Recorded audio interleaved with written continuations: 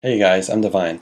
I'm an admin on merge.com and I've been playing RuneScape on and off since about 2003, I think. I've been merging for many years and I often get questions about it from people. I would explain them or redirect them to guides, and then they would get confused by the guides or they would have a lot of questions and then return to me anyways. So explaining things over and over again is not really the best option for me either. So I decided to create these video series of merchanting classes. I'll be releasing one on every Friday, and some of them will be for Merge VIPs only. My goal is to teach every single one of you something new. No matter how experienced of a merchant you are, I want to teach you something new, and I'll do my best to achieve this by providing you some high quality content. So why would you even bother? Well, RuneScape revolves very much around gold, whether you like it or not. And is it fun to grind a skill for hours or days or even weeks to get something you really want? I mean, I don't enjoy that, so I'd rather merchant. And, you really make much more efficient money with merchanting as you use a lot less time. And it really helps you to think creative, and who knows, it may even give you insight in a real life stock market, which we have on merch as well. Anyways, I consider merchanting kind of the final skill because it puts all your RuneScape knowledge to the test. The more you play this game, the better you're going to be at it, probably. It is also the hardest skill because it's constantly evolving and changing, and you have a lot of competition from other players. I could write a whole book about it, and it would still be incomplete, so don't try to assume too quickly that you already know how to do something, or that it's not worth trying, or, you can still get new ideas, and there's always room for improvement. So, yeah, I've been merchanting since 2005 or so, and I'm still learning new stuff all the time. So just be patient and give it a try. I hope you all enjoy the series. I'll do my best to make them nice. Be patient and don't push yourself too hard because, it's trial and error. You're going to make a lot of mistakes. You're going to fail and rage. But in overall, you should get better and make a lot of money, and eventually you may even have a lot of fun. I personally enjoy it a lot. So let's get on to the first class, which is about basic flipping. Now, I know that for a lot of you this is really obvious stuff, and don't worry because things will get more complex and advanced later on, but right now I just want people to be able to follow from the beginning to give everyone a chance. Basic flipping is really no rocket science. You only have to follow a few very simple steps and you're already on your way to making money. First, you have to find yourself a common item to flip.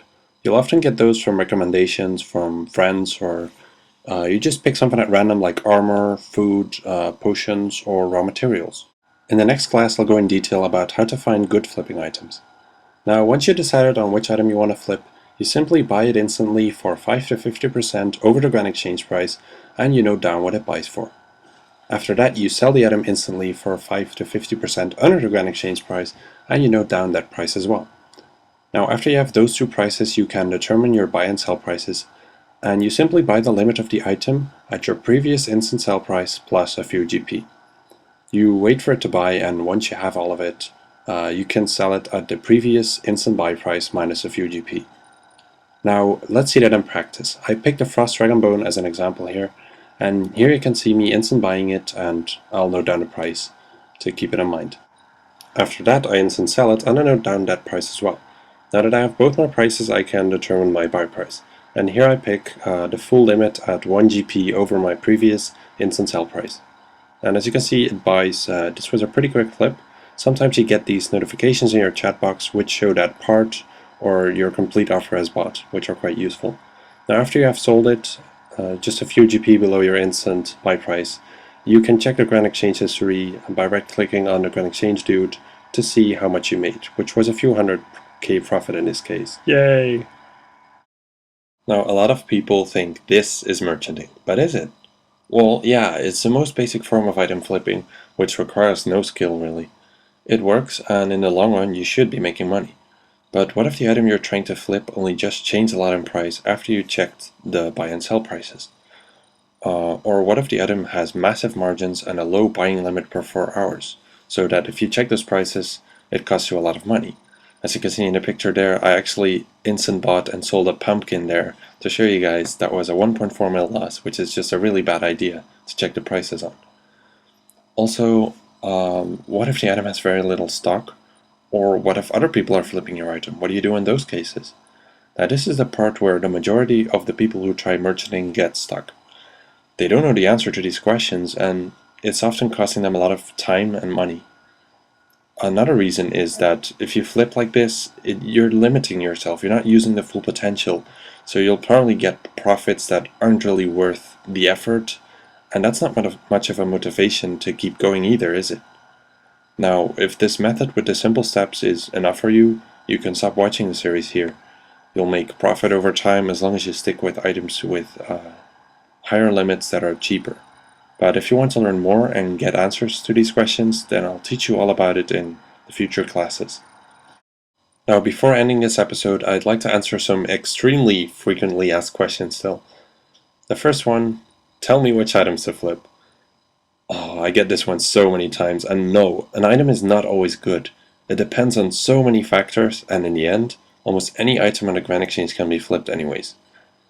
There are so many items out there, it shouldn't be that hard to find any, and the main things you want to look out for is if the item gets traded enough to properly flip it, and you can easily tell this by the Grand Exchange graph for most of the cases.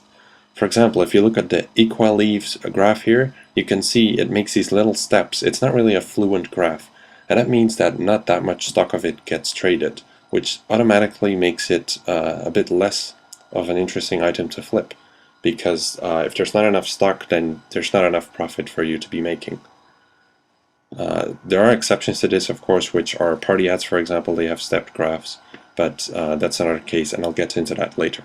If you look on the right, you can see the Rune Scimitar graph, and you can see that that graph is very fluent. It fluctuates a lot.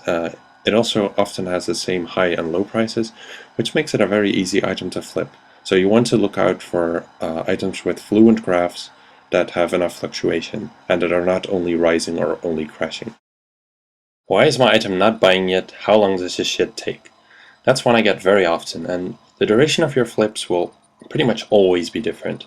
A lot of people expect the buying and selling to be near instant and ask me if they should raise their buy price or their sell price and or already take out their offer.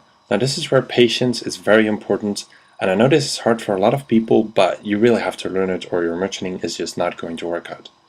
For every item you buy or sell, there has to be someone on the other end of the trade who's buying or selling, and that simply doesn't happen instantly 24/7. That's just how it is. Now, the duration of a merch in general depends on the amount of people online, the time of the day or even of the week, the updates that happen in the game, the price you're offering, the amount of other people that are flipping, and so on.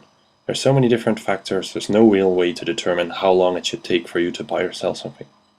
The only thing you can do right now is trying it out and seeing how long it takes. And you can keep that in mind for future merges and then have some sort of reference point. I will go into detail about this in future classes. And then a question that is quite annoying, which is how much profit can I make with so much money in so much time? Now, again, like the previous question, this really depends on countless factors, so there is no real answer to it. Like, it depends on how good of a merchant you are, it depends on how much time you can play, there are so many different factors at play, there's no real answer to this. For example, a friend of mine, which you can see in the screenshot here, went from 90 mil to 700 mil through flipping in just about 2 months' time. And I see others with the same amount of cash who are hardly making any progress at all. There is really no way to determine it, so just avoid this question. The more you do your best, the more money you'll make. That's just how it is. And of course, there's also a luck factor at play, but it really comes with effort. And then finally, a frequently asked question that's not annoying. It's just one that people need to learn, and it's how much I can buy or sell of an item. Well, each item has their own buying limit, which resets after 4 hours. You can sell as much of an item as you want, as long as there are other people there to buy it. Jagex instated this rule a long time ago to prevent people from mass influencing an item by buying too much of it. Now I'm sure a lot of people don't know about this one, but a long time ago when the Grand Exchange was just released, a group of players bought out Zamorak Godswords, which rose something like 10 to 15 mil in a day in the Grand Exchange medium price. Now the next day, Jagex fixed this by allowing the maximum amount of change to be 5%, so a 5% decrease or a 5% increase, and they added limits per 4 hours pretty soon after as well. Now, I looked for pictures of this, but it's a long time ago, and sadly there's nothing about it. There's nothing to find about it anymore, but I do still have a memory of it. Perhaps some other people do too. Now, if you look at the graph here at the bottom right, the blue line is what a 5% rise graph looks like. So it increases by 5% a day, and the blue line is pretty much what indicates that. But those are not the real prices in most cases. If you look at the red graph, that's just an example I drew, but that's what the real graph could actually look like. So graphs like these, which are capped at a 5% increase, are quite dangerous because you do not know what the price is actually at. And the same thing goes for items that decrease 5% per day. Now, well, this is the fault of the Zamorak God Sword, really, so it really is an evil sword. Anyways, to come back to the buying limit per 4 hours, next week in the merchanting class, I'll show you guys where you can find this for every item individually, if you didn't already know. Thank you for watching. I would really appreciate it if you could like the video or favorite it or share it with your friends to help me get the merchanting classes off the ground. It is a really big project for me and I want to make it the best it can be. If you're interested in it, if you want to follow these classes, then just subscribe and you'll get them all every Friday.